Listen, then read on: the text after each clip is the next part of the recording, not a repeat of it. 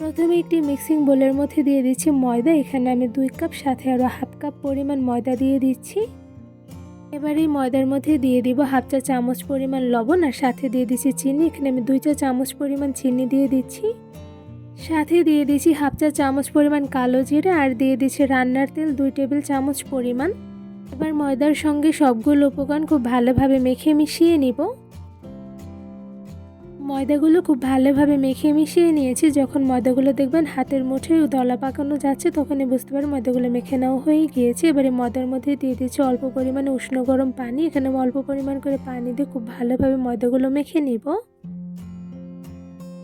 ময়দার মধ্যে একবারে বেশি পানি দিব না, অল্প পরিমাণ করে পানি দিয়ে খুব সফটলি করে ময়দাগুলো মুথে নিতে হবে।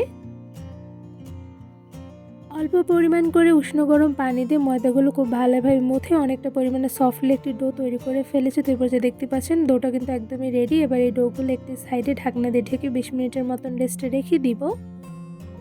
ময়দার ডোগুলো 20 মিনিটের মতন রেস্টে রেখে দেওয়ার পর তো এই পর্যায়ে দেখতেই পাচ্ছেন ডোগুলো কতটা পরিমাণে সফট হয়েছে। ময়দার ডোগুলো অল্প পরিমাণ করে মুথে নিয়ে এবার ময়দার ডো থেকে ছোটো সাইজ করে একটি লিচি কেটে নিয়েছি। তো এই পর্যায়ে দেখতেই পাচ্ছেন মিডিয়াম সাইজ করে একটি লিচি কেটে নেওয়া হয়ে গিয়েছে। এবার লিচিটা দিয়ে আমি রুটি বেলে নিব আর বাকি ময়দার ডোগুলো একটি ঢাকনা দিয়ে ঢেকে রেখে দেবো যাতে ড্রাই হয়ে না যায়। এবার রুটি বেলে নেওয়ার জন্য রুটি বেলার ফিরের উপরে ছোট সাইজের লিচিটা খুব সুন্দরভাবে গোল করে একটু চ্যাপটা করে নিয়েছি। এবার একটি বেলুনের সাহায্যে ছোট সাইজ করে একটু রুটি বেলে নিব। রুটিটা কিন্তু খুব একটা বেশি বড় করব না, মিডিয়াম সাইজ করে অনেকটা পরিমাণে পাতলা রেখে কিন্তু রুটিটা বেলে নিতে হবে। তো এই পর্যায়ে অনেকটা পরিমাণে পাতলা রেখে রুটিটা আমি বেলে নিয়েছি। তো এখানে কতটুকু পরিমাণে পাতলা রেখে বেলে নিয়েছি আশা করি দেখেই বুঝতে পেরেছেন। এবার রুটিটা একটু ছুরির সাহায্যে লম্বা লম্বা করে কেটে নিচ্ছি। ছুরির সাহায্যে রুটিটা অনেকটা পরিমাণে পাতলা রেখে লম্বা লম্বা করে কেটে নিয়েছি। এবার সেম ভাবে অপোজিট সাইড থেকে আমি লম্বা লম্বা করে কেটে নিব। ছুরির সাহায্যে রুটিটা আমি নিমকির জন্য ছোট সাইজ করে কেটে নিয়েছি। আপনার চাইলে কিন্তু এর থেকেও বড় সাইজ করে কেটে নিতে পারেন। এই তো পুরো রুটিটাই ছোট ছোট সাইজ করে আমার কেটে নেওয়া হয়ে গিয়েছে। তো এরপর যে দেখতেই পাচ্ছেন কতটুকু পরিমাণে সাইজ রেখে আমি নিমকিগুলো কেটে নিয়েছি। আর এদিকে কিন্তু দেখতে মাশাআল্লাহ খুবই সুন্দর হয়েছে। এবার এই সবগুলো নিমকি আমি গরম তেলে ভেজে নিব। একটি প্যানের মধ্যে রান্নার সয়াবিন তেল দিয়ে হালকা পরিমাণে গরম করে নিয়েছি। এবার এর মধ্যে একটা একটা করে সবগুলো বানিয়ে রাখা নিমকিগুলো দিয়ে দিচ্ছি। গরম তেলের মধ্যে সবগুলো নিমকি দিয়ে দেওয়া হয়ে গিয়েছে। এবার মিডিয়াম আঁচে কিছুক্ষণ সময় নিয়ে নিমকিগুলো ভেজে নিব।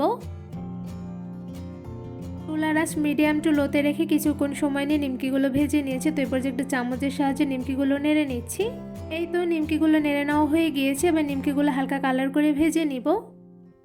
নিমকি ভাজতে কিন্তু খুব একটা বেশি সময় লাগে না, কিন্তু চুলার আঁচটা মিডিয়াম টু লোতে রেখে একটু বেশি সময় নিয়ে ভেজে নিলে সেক্ষেত্রে নিমকিগুলো কিন্তু ভীষণ পরিমাণে মুচমুচে হয়। কিছুক্ষণ সময় নিয়ে চুলার আঁচ মিডিয়াম টু লোতে রেখে নিমকিগুলো ভেজে নিয়েছি। তো এরপর যে দেখতেই পাচ্ছেন দুটো সাইডে খুব সুন্দর কালার চলে এসেছে। এরপর যে আমি আরও কিছুটা সময় নিয়ে গোল্ডেন ব্রাউন কালার করে ভেজে নিব। চুলার আঁচ মিডিয়াম টু লোতে রেখে একটু বেশি সময় নিয়ে নিমকিগুলো আমি গোল্ডেন ব্রাউন কালার করে ভেজে নিয়েছি। এরপর যে সবগুলো নিমকি আমি একটু ছাঁকনির সাহায্যে ছেঁকে তুলে নিয়েছি। আর এদিকে দেখতে পাচ্ছেন মাশাআল্লাহ খুব সুন্দর কালার চলে এসেছে। এরপর যে সবগুলো নিমকি আমি একটু ঝুড়িতে তুলে নিব। একদম সহজভাবে কোনো রকম ঝামেলা ছাড়াই শুধুমাত্র কয়েকটা উপকরণ দিয়ে ঘরে বসে তৈরি করে ফেলেছি ভীষণ মুচমুচে নিমকি। কোনো রকম ঝামেলা ছাড়াই ঘরে বসেই কিন্তু বিকেলে নাস্তায় মজাদার নিমকিগুলো ভীষণ মুচমুচে করে ভেজে নেওয়া যায়, যা খেতে হয় অসম্ভব মজাদার। নিমকিগুলো দেখতে কিন্তু মাশাআল্লাহ একদম পারফেক্ট হয়েছে, দেখে কিন্তু বোঝাই যাচ্ছে না ঘরে বসে তৈরি করে ফেলেছি এতটা পারফেক্টভাবে। এই নিমকিগুলো এমনি খেতে যেমন ভালো লাগে, সাথে কিন্তু উপর থেকে অল্প পরিমাণে বিট লবণ দিয়ে খেতেও কিন্তু বেশ মজাদার হয়ে থাকে। এই নিমকিগুলো খেতে যেমন মজাদার হয়েছে সাথে কিন্তু ভীষণ পরিমাণে মুচমুচে হয়েছে। তো এরপর যে আমি একটা আপনাদের ভেঙে দেখাচ্ছি। তো এখানে দেখতেই পাচ্ছেন মাশাআল্লাহ ধরার সাথে সাথে কিন্তু নিমকিগুলো একদম ভেঙে গিয়েছে। এখানে কিন্তু সবগুলো নিমকি ভীষণ পরিমাণে মুচমুচে হয়েছে। তো এরপর যে আরও একটি আপনাদের নিমকি ভেঙে দেখাচ্ছি যে কতটা পরিমাণে মুচমুচে হয়েছে। এরপর যে দেখতেই পাচ্ছেন নিমকিটা কতটা পরিমাণে মুচমুচে হয়েছে, যেটা ধরার সাথে সাথে ভেঙে গিয়েছে। আর এই নিমকিগুলো কিন্তু একবার বেশি করে বানিয়ে প্রায় 1 থেকে 2 সপ্তাহের মতন রেখে খেতে পারবেন, তাতে কিন্তু এতটা পরিমাণে মুচমুচে থাকবে।